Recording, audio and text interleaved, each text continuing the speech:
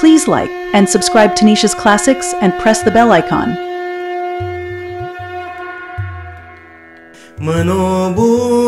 मनोबुद्ध्यहंकार चित्तानि नाहं न च श्रोत्रजिह्वे न च घ्राणनेत्रे न च व्योमभूमिर्न तेजो न वायु चिदानन्दरूप शिवोऽहं शिवोऽहं न च प्राणसंज्ञो न वै पञ्चवायु न वा सप्तधातुर्न वा पञ्चकोश न वाक्पाणिपादौ न चोपस्थपायु चिदानन्दरूप शिवोऽहं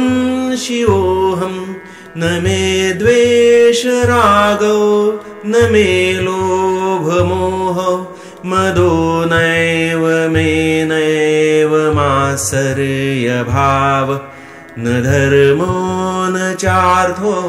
न कामो न मोक्ष चिदानन्दरूप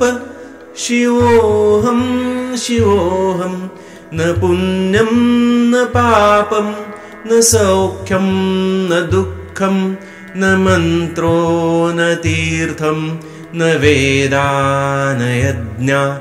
अहं भोजनं नैव भोज्यं न भोक्ता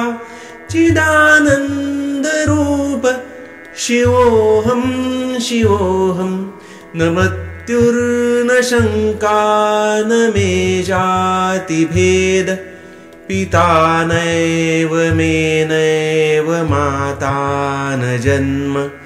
न बन्धुर्न मित्रं गुरुर्नैव शिष्य चिदानन्दरूप शिवोऽहं शिवोऽहं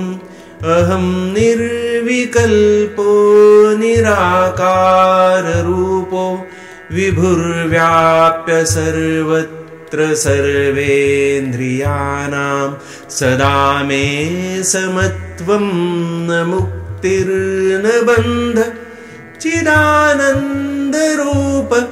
शिवोऽहं शिवोऽहं चिदानन्दरूप